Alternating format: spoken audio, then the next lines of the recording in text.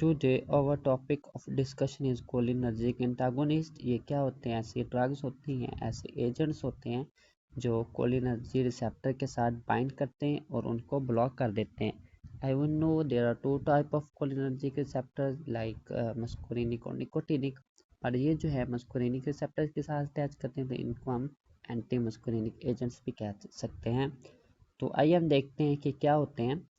First of all, we will study about the overview. Cholinergic antagonist is a general term. ये general term है जो हम use करते हैं for agents, उन agents के लिए that bind to cholinereceptors जैसे muscarine और nicotine and prevent the effect of acetylcholine and other cholinergic agonist। ये acetylcholine और इसके रिलेटेड जो other cholinergic agonist है उनके effects को block कर देते हैं। The most clinically useful of these agents are selective blocker of muscarine receptor. They are commonly known as anticholinergic agents, misnomer as they antagonize only muscarine receptors। क्योंकि only muscarine receptors को antagonize करते हैं तो इसलिए हम anti muscarinic agents भी ऐसे हम कह सकते हैं। और parasympatholytics, the effects of parasympathetics innervation are thus interrupted by these agents। ये agents इनको interrupt करते हैं and the actions of sympathetic innervations are left unopposed। अगर हम देखते हैं a second group of drugs, अब एक ग्रुप का एक सेकंड ग्रुप है जिसे हम कहते हैं ganglionic blockers show a preference for nicotinic receptor of sympathetic and parasympathetic ganglia. उनके लिए ये अपना इफेक्ट शो करते हैं। क्लिनिकली अगर हम देखें तो they are the least important cholinergic antagonist. Clinically हम इन्हें बहुत इम्पोर्टेंट मतलब बहुत कम यूज़ करते हैं, इतनी इनकी इम्पोर्टेंस नहीं है क्योंकि थर्ड फैमिली ऑफ कंपाउंड्स, एक कंपाउंड्स या ड्रग्स एक थर्ड फैमिली है जिसे हम कहते हैं न्यूरोमस्कुलर ब्लॉकिंग एजेंट्स जो मोस्टली निकोटिनिक एंटागोनिस्ट होते हैं उनको हम ज़्यादातर यूज़ करते हैं।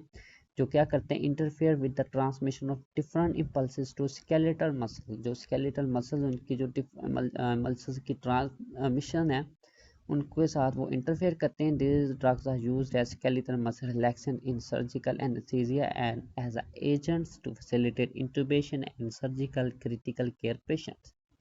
कि सर्जरी और क्रिटिकल केयर पेशेंट हैं उनमें हम ये जो स्केलेटल मसल पे जो ये थर्ड ग्रुप है जो अफेक्ट करता है वो हम उनको यूज़ करते हैं।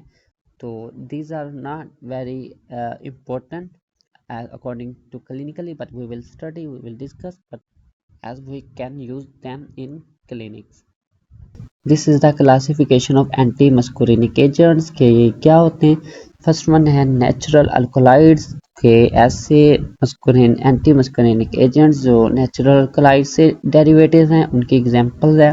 जैसे इसके एक एग्जांपल हो गया हाइड्रोपिन, हाइयोसिन और सम है सिंथेटिक डेरिवेटिव्स, कुछ हैं सिंथेटिक कंपाउंड्स हैं और बाकी मिसलिनियस जो इन तीनों के अलावा है वो आ जाते हैं। काफ़ी सारे यहाँ पढ़ लीजिएगा, you can study it.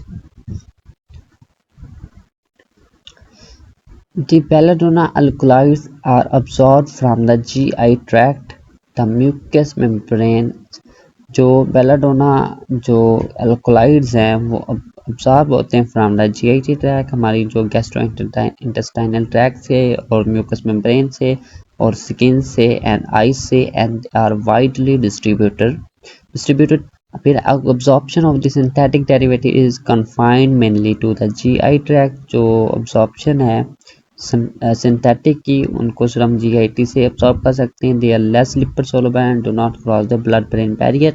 Some of the synthetic derivatives such as profenthylene bromide undergo hydrolysis in the upper small intestine as well as metabolism in the liver and they are excreted in urine and feces। के कुछ ऐसी derivatives है जैसे प्रोपेंथिलीन bromide के जो anticholinergics हैं antagonist हैं तो उनको हम अगर यूज़ करें तो जो अपर स्मॉल इंटेस्टाइन पोर्शन है वहाँ पे उनकी हाइड्रोलाइसिस होगी, ब्रेकडाउन होगी, फिर लीवर में ब्रेकडाउन होगी और फिर उनकी एक्सक्रीशन होगी यूरिन और फेसिस होगी। अनलाइकली क्वाटरनरी अमोनियम ड्रग्स जिनकी अब्जॉर्प्शन 10 to 30% है।